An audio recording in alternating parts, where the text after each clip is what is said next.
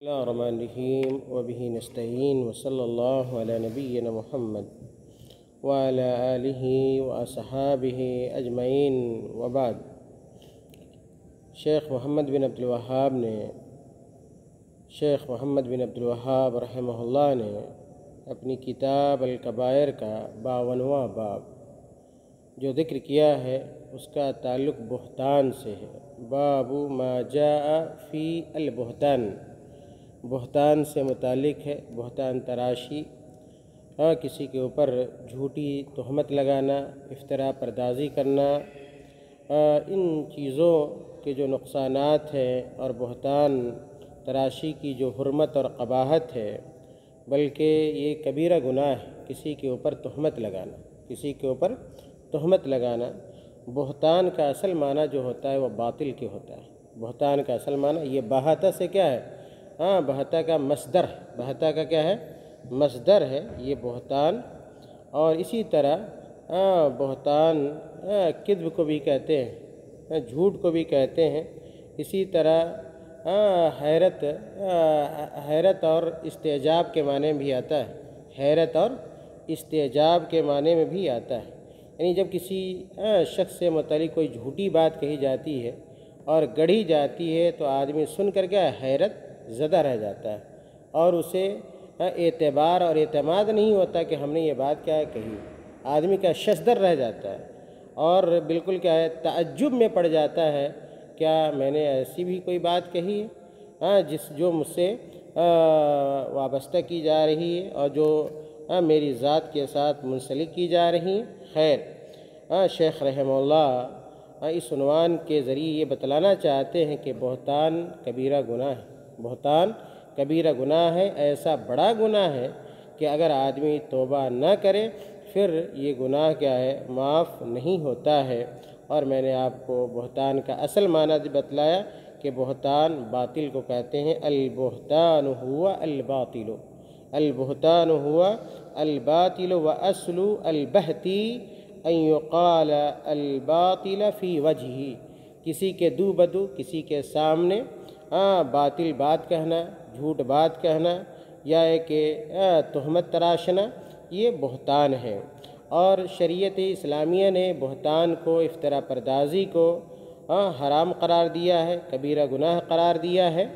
قرآن اور حدیث میں بہتان تراشی کی مذمت بیان کی گئی۔ قرآن اور حدیث میں بہتان تراشی اور تہمت تراشی کی قباحت اور اس کی مذمت اور اس کی حرمت کو بیان کیا گیا ہے۔ شیخ رحمہ اللہ نے اس باب کے تحت ایک قرآن کریم کی آیت اور 2 حدیثیں بیان کی۔ قرآن کریم کی آیت اللہ رب العالمین نے بیان فرمایا سورۃ الاحزاب کے اندر کہ والذین یؤذون المؤمنین والمؤمنات، والذین یؤذون المؤمنین والمؤمنات بغیر ما اکتسبوا فقد احتملوا بہتانا واثما مبینا۔ بہت واضح آیت ہے۔ اس آیت کا مفہوم یہ ہے کہ جو لوگ مومن مردوں اور مومن عورتوں کو ایذا دیں بغیر کسی جرم کے، اور جو لوگ مومن مردوں اور مومن عورتوں کو ایذا دیں، گویا تہمت لگانا ایک طرح سے کیا ہے ایذا دینا ہے، کسی کو تکلیف دینا ہے۔ کسی نے کوئی بات نہیں کہی اور آپ اس سے جوڑتے ہیں اور جھوٹی بات اس کی ذات سے آپ منسلک کرتے ہیں، تو یقیناً کیا ایسی بات سے انسان کو کیا ہوتی ہے تکلیف ہوتی ہے، ایذا ہے، تکلیف ہے۔ اسی لیے اللہ رب العالمین نے بہتان کو ایذا سے موسوم کیا، تکلیف سے موسوم کیا ہے۔ کہا اللہ تعالیٰ نے والذین یؤذون المؤمنین والمؤمنات بغیر ما اکتسبوا فقد احتملوا بہتانا واثما مبینا، اور جو لوگ مومن مردوں اور مومن عورتوں کو ایذا دے بغیر کسی جرم کے، حالانکہ انہوں نے جرم نہیں کیا، اور زبردستی یہ کہا جائے کہ آپ نے جرم کیا ہے، آپ نے یہ گناہ کیا ہے اور آپ سے یہ غلطی سرزد ہوئی ہے، تو یہ ناقابل گوارا چیز ہوتی ہے اور انسان کو شدید کیا تکلیف لائق ہوتی ہے۔ اللہ تعالیٰ کہتے ہیں فقد احتملوا بہتانا واثما مبینا، وہ بڑے ہی بہتان اور صریح گناہ کا بوجھ کیا ہے اٹھاتے ہیں۔ یعنی کہ ایسے مومن مردوں اور عورتوں کو بلا کسی جرم کے ایذا دینے والے لوگ، پریشان کرنے والے لوگ گویا بہتان اور صریح گناہ کا بوجھ کیا ہے اپنی ذات کے اوپر کیا ہے لادتے ہیں اور اٹھاتے ہیں۔ گویا بہتان کیا ہے؟ گناہ ہے۔ بہتان کیا ہے؟ گناہ ہے۔ تو اس حدیث سے، اس قرآن کریم کی آیت سے شیخ رحمہ اللہ یہ ثابت کرنا چاہتے ہیں کہ یہ بہتان کیا ہے؟ یہ گناہ ہے۔ بہتان کیا ہے؟ بڑا گناہ ہے، اور آدمی کو اس گناہ عظیم سے بچنے کی پوری کوشش کرنی چاہیے۔ اس آیت کے بعد شیخ رحمہ اللہ نے جو حدیثیں بیان کی ہیں، سب سے پہلی حدیث حضرت عبداللہ ابن عمر رضی اللہ تعالیٰ عنہما سے مروی ہے، اور مرفوعاً یہ حدیث کیا ہے؟ مروی ہے، ان ابن عمر مرفوعاً من قال فی مؤمن ما لیس فیہ۔ اللہ کے رسول صلی اللہ علیہ وسلم نے کہا من قال فی مؤمن، کہ جو شخص کسی مومن کے بارے میں ایسی بات کہتا ہے، کسی مومن کے بارے میں، کسی مومن سے متعلق ایسی بات کہے ما لیس فیہ، جو اس مومن کی شخصیت اور ذات کے اندر موجود نہیں ہے، تو ایسے آدمی کا انجام کیا ہوگا؟ تہمت لگانے والے کا انجام کیا ہوگا؟ اللہ کے نبی صلی اللہ علیہ وسلم نے اس حدیث کے اندر بیان کیا کہ اسکنہ اللہ ردغت الخبل، اسکنہ اللہ ردغت الخبل، ایسے بہتان تراش انسان کو اللہ رب العالمین دن قیامت میں جہنمیوں کی پیپ میں ڈالے گا۔ جہنمیوں کی پیپ یعنی جہنمیوں کے بدن سے جو پیپ نکلے گی، ایسے پیپ میں ٹھکانہ ہوگا ان لوگوں کا جو کیا ہے کسی کے اوپر تہمت کیا ہے لگاتے ہیں، اور کسی کے اوپر افتراء پردازی کیا ہے کرتے ہیں، حتی یخرج مما قالا، حتی یخرج مما قالا، اور یہ تہمت تراش انسان کی سزا ہوگی یہاں تک کہ وہ اپنی حرکت سے کیا آ جائے؟ باز آ جائے۔ دنیا میں اگر چاہتا ہے کہ وہ بچے، ایسے عذاب سے بچے اور ایسی سزا سے بچے، اور یہ سزا اس کی نہ ہو، تو پھر ایسے انسان کو اپنے اس گناہ سے اور تہمت تراشی سے باز آنا چاہیے اور گریز کرنا چاہیے۔ یہ حدیث سنن ابو داود کے اندر موجود ہے، اور امام ابو داود رحمۃ اللہ علیہ نے صحیح سند کے ساتھ اس حدیث کو بیان کیا ہے۔ شیخ محمد ناصر الدین البانی رحمۃ اللہ علیہ نے اس حدیث کو السلسلہ صحیحہ کے اندر بھی بیان کیا ہے۔ بتائیے چلا کہ حدیث کیا ہے؟ صحیح۔ یہ حدیث کیا ہے؟ صحیح ہے، اور السلسلہ کی یہ حدیث نمبر 438 ہے، 438 ہے۔ اگر آپ دیکھنا چاہیں تو اس حدیث کو آپ دیکھ سکتے ہیں۔ خیر، اس حدیث سے بھی بہتان تراشی کی حرمت، اس کی قباحت، اس کی مذمت اور اس کی سنگینی کا پتہ چلتا ہے، اور ہمیں یہ سبق ملتا ہے کہ ہم کسی بھی حال میں کسی کے اوپر کسی سے متعلق جھوٹ بات نہ کہیں، یا کہ بہتان تراشی نہ کریں۔ شیخ رحمہ اللہ نے دوسری جو حدیث اس باب سے متعلق بیان کی ہے وہ صحیح مسلم کی روایت ہے، حضرت ابو ہریرہ رضی اللہ تعالی عنہ سے مروی ہے، ولی مسلم ان ابی ہریرہ رضی اللہ تعالی عنہ مرفوعاً۔ یہ حدیث ابو ہریرہ رضی اللہ تعالیٰ عنہ سے مرفوعاً مروی ہے کہ اللہ کے رسول صلی اللہ علیہ وسلم نے کہا، صحابہ سے پوچھا اتدرون ما الغیبہ، اتدرون ما الغیبہ، کہ میرے صحابہ کیا آپ غیبت کے بارے میں جانتے ہو؟ اتدرون ما الغیبہ، کیا تمہیں یہ معلوم ہے کہ غیبت کیا ہے؟ پھر صحابہ نے کہا قالوا اللہ ورسولہ اعلم، کہ اللہ اس کے رسول صلی اللہ علیہ وسلم ہی اس کے بارے میں بہتر جانتے ہیں کہ غیبت کس کو کہا جاتا ہے۔ پھر اللہ کے نبی صلی اللہ علیہ وسلم نے غیبت کی خود تعریف فرمائی اور کہا کہ افرأیت ان کا کہا اللہ کے رسول صلی اللہ علیہ وسلم نے ذکرک اخاک بما یکرہ، ذکرک اخاک بما یکرہ، کہ تم اپنے بھائی کا اس طریقے سے تذکرہ کرو کہ وہ کیا کرے؟ اس تذکرے کو ناپسند کرے اور اس ذکر کو ناپسند کرے۔ ذکرک اخاک بما یکرہ، کہ تم اپنے مسلمان بھائی کا تذکرہ کسی محفل میں، کسی مجلس میں یا کسی جگہ پہ اس طریقے سے کرو کہ وہ تمہارے ذکر کو کیا کرے؟ تمہارے تذکرے کو ناپسند کرے۔ قیل، تو گویا کیا ہے؟ یہی کیا ہے؟ غیبت ہے۔ صحابہ نے پھر پوچھا افرأیت ان کان فی اخی ما اقول، صحابہ نے کہا اللہ کے رسول صلی اللہ علیہ وسلم اس بارے میں آپ کی کیا رائے ہے، کیا خیال ہے کہ اگر جو کچھ میں اپنے بھائی سے متعلق کہہ رہا ہوں، یعنی جو اس کی برائی بیان کر رہا ہوں، اگر وہ برائی اس کے اندر موجود ہو، ہاں وہ برائی اگر اس کی ذات کے اندر اگر موجود ہو، جو میں کہہ رہا ہوں اگر وہ چیز اس کے اندر موجود ہو، تو کیا یہ بھی کیا ہے؟ غیبت ہے؟ تو اللہ کے رسول صلی اللہ علیہ وسلم نے کہا ان کان فیہ ما تقول فقد اغتبتہ، کہا کہ اگر جو کچھ تم کہہ رہے ہو اور اگر اس کے اندر وہ موجود ہے تو یہی کیا ہے؟ غیبت ہے۔ جو تم اس کی برائی بیان کر رہے ہو اور برائی اس کے اندر موجود بھی ہے، لیکن تم اس کے سامنے نہیں بلکہ اس کے پس پردہ اس کے غائبانے میں کیا ہے؟ ہاں اس کے عیب کو، اس کی برائی کو بیان کر رہے ہو، جس کو وہ سنے تو ناپسند قرار دے، یہی کیا ہے؟ غیبت ہے۔ یہی کیا ہے؟ غیبت ہے۔ وَإِن لَّمْ يَكُنْ فِيهِ مَا تَقُولُ فَقَدْ بَهَتَّهُ، لیکن اگر تم کسی مسلمان بھائی سے متعلق ایسی بات کہتے ہو یا ایسے عیوب سے کیا ہے اسے متہم کرتے ہو جو عیوب اس کے اندر نہیں ہے، تو پھر یہ غیبت نہیں بلکہ کیا ہے؟ بہتان ہے، بلکہ یہ کیا ہے؟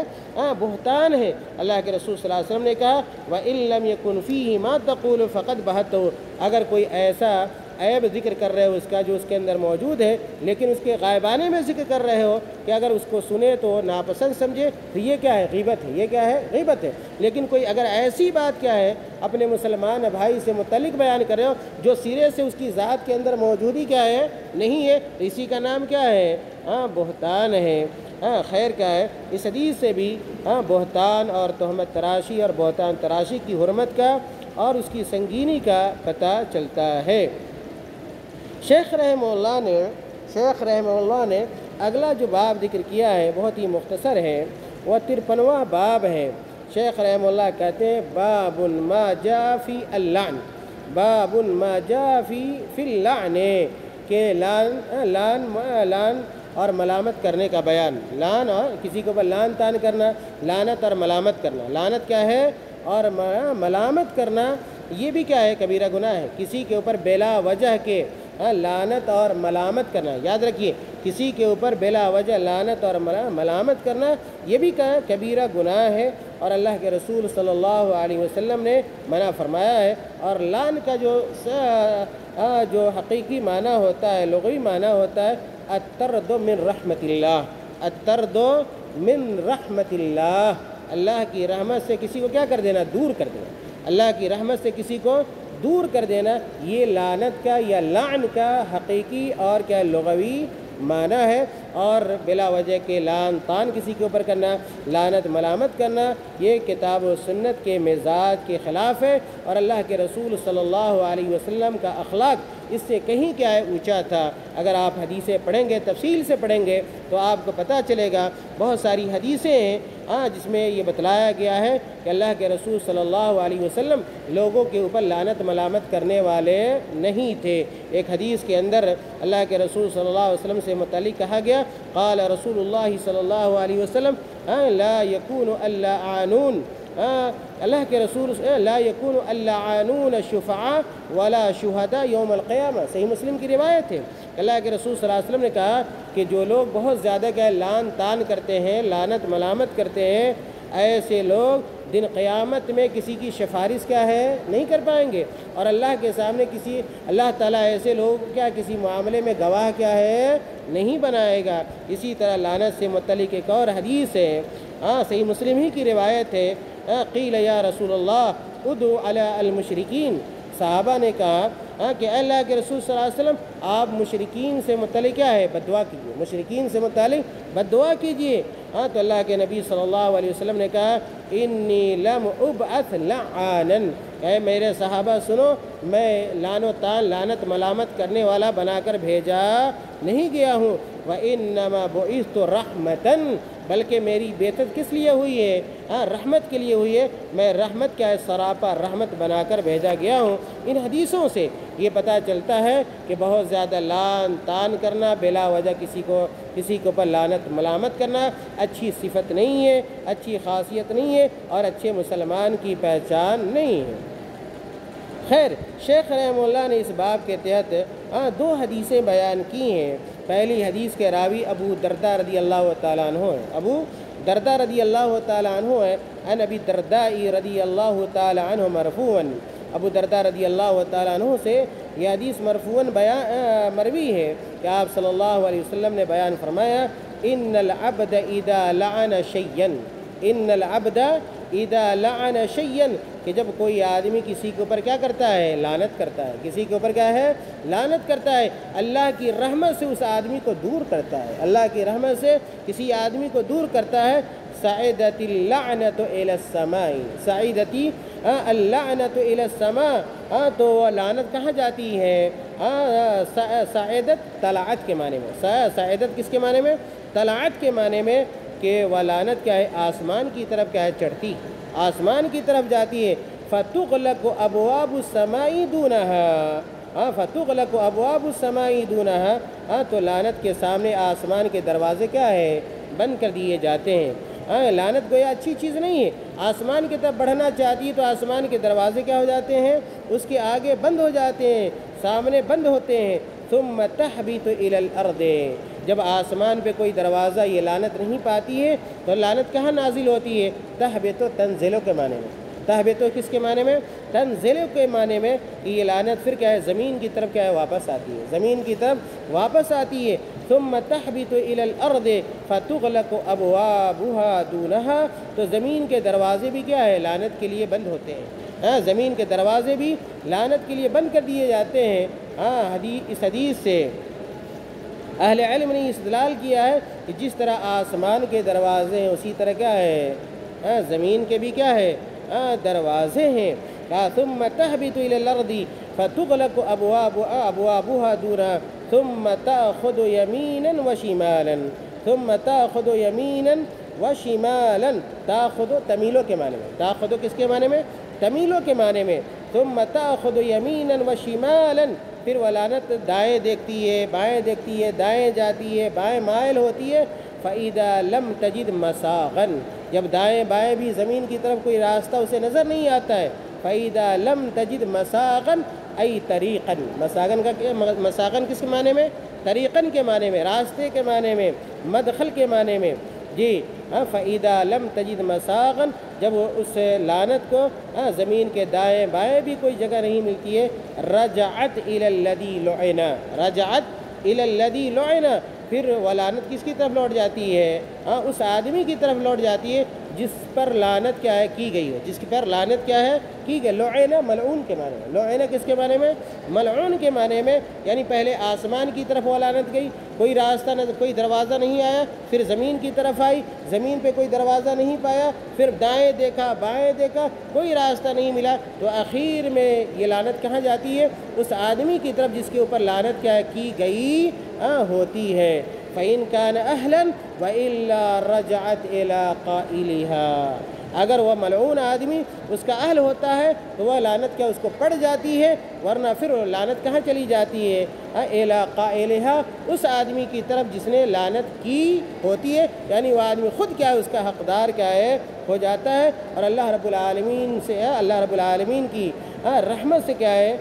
دور ہو جاتا ہے۔ یہ حدیث سنن ابو داؤد کی ہے، یہ حدیث سنن ابو داؤد کی ہے، اور جید سند کے ساتھ امام ابو داؤد رحمۃ اللہ علیہ نے اس حدیث کو بیان کیا ہے، اور شیخ محمد ناصر الدین البانی رحمۃ اللہ علیہ نے صحیح الجامع کے اندر اس حدیث کو بیان کیا ہے، صحیح الجامع کے اندر، اور آپ سلسلہ صحیحہ کی حدیث نمبر 1269 کیا ہے؟ دیکھ سکتے ہیں۔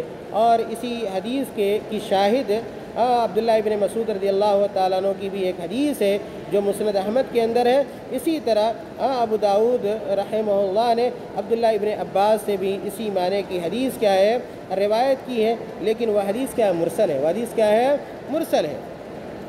دوسری حدیث جو شیخ رحمہ اللہ نے ذکر کی ہے وہ صحیح مسلم کی روایت ہے، جو ابو برزہ الاسلمی رضی اللہ تعالیٰ عنہ سے مروی ہے۔